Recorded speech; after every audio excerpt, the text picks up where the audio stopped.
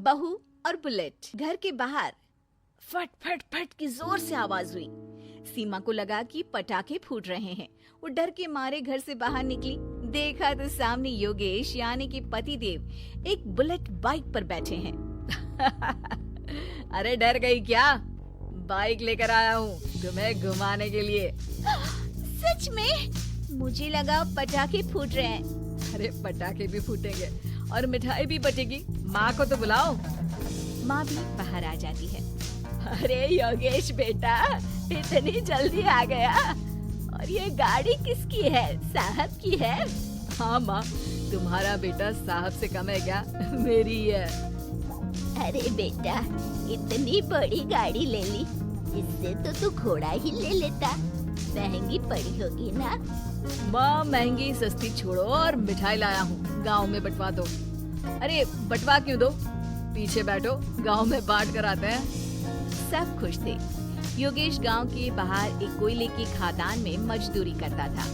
मेहनत और अकल से उसने वहां ठेकेदारी का काम सीख लिया और सूझबूझ से ठीक ठाक पैसा बनाने लगा। गांव में बात फैल गई कि योगेश के घर धमाका गाड़ी आई है।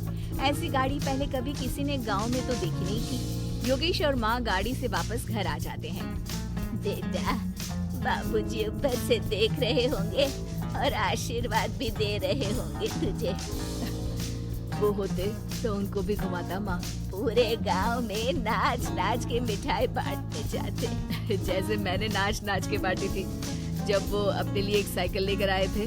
बस बस, बाबूजी दो बात भी सुनाते कि फटफट वाली फटफटी ले आया। सीमा आगे कहती है, अपने लिए तो ये गाड़ी ले आए और मेरे लिए? अरे ये गाड़ी तुम्हारे लिए ही तो है। पक्का मेरे लिए है? अरे पक्का तुम्हारे लिए है। अगली सुबह जब योगेश सो रहा होता है तो उसे बाहर से गाड़ी की आवाज आती है। वो घबरा कर चिल्लाता है, चोर चोर, मेरी गाड़ी ले जा रहा है, चोर चोर। माँ भी जागती है और योगेश के साथ दरवाजे की तरफ भागती है। जैसे ही दोनों बाहर निकलते हैं तो देखते हैं कि सीमा गाड़ी चला रही है। अरे बहू, नाक कटवाओगी क्या? ये क्या कर रही हो? अरे गिर जाओगी, ये क्या कर रही हो तुम? सीमा गाड़ी को रोक कर कहती है, सारे गांव में घुमा लाई, कहीं नहीं गिरी। क्या? सारे गांव में घुमा लाई? अरे लोग क्या कहेंगे बहू? सोचा क्या एक बार? यही कहेंगे कि कितनी अच्छी गाड़ी है। अरे तुम्हारे बारे में। हाँ, कहेंगे ना कि देखो कितनी अच्छी गाड़ी पर बैठी है। बहू गाड़ी रखकर योगेश और सासू माँ के पास जाती है। तुमने कब गाड़ी चलाना सीखा? हमारे बाबूजी के पास पुरानी स्कूटर थी, सीख ली। फिर स्कूल में एक मास्टर जी भी ऐसी ही गाड़ी लेकर आते थे, उन्होंने सिखा दी। हाँ, स्कूल के मास्टर आजकल यही सब तो सिखा रहे हैं। पढ़ाई का कुछ सिखाते तो कुछ भला होता। अरे बहू, अब गाड़ी मत चलाना। हमारे परिवार में कभी किसी औरत ने पीछे से आगे की सीट पे आने की हिम्मत नहीं की है। तुम भी मत करना, समझी? जी समझ गई माँ जी। सीमा सास की बात सुनकर चुपचाप रसोई में जाकर उदास होकर खाना पकाने लगी है। सास सुबह सुबह मंदिर से पूजा करके लौट रही होती है। तभी उसे दो औरतें रोक लेती हैं और कहती हैं, अरे बहू को थोड़े अच्छे लक्षण भी सिखा दो। गाड़ी चलाने निकली थी, गांव की मर्यादा का कोई ख्याल नहीं है। वही तो, अरे पैसे आने लगे हैं तो क्या मतलब कि किसी रीति रिवाज को नहीं मानोगे?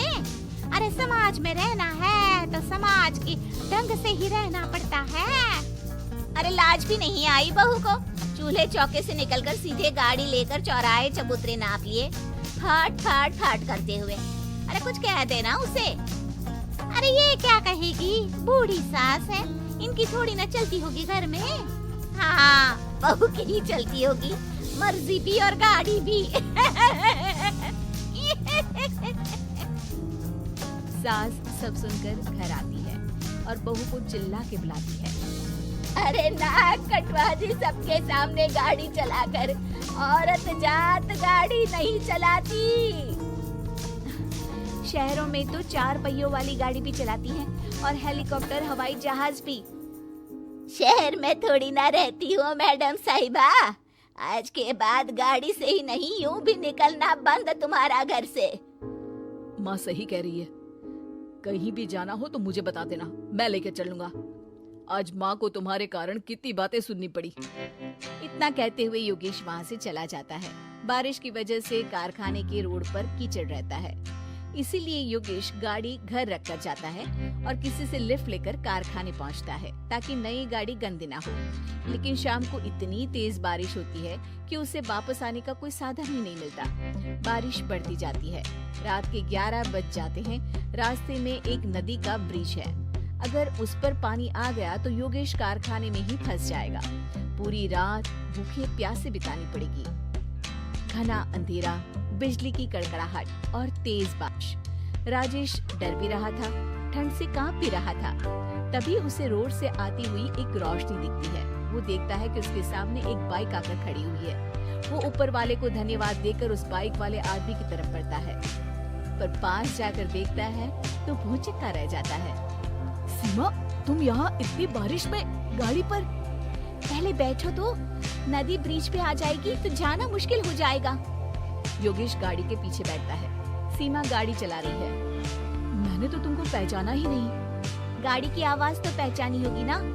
अरे पर मुझे नहीं पता था कि तुम आओगी। अच्छा किया कि तुम आ गई। माँ नहीं आने दे रही थी, पर हमेशा पति पत्नी की रक्षा थोड़ी ना करेगा, पत्नी को भी तो करनी चाहिए। योगेश को सुबह अपने किए पर पछतावा होता है।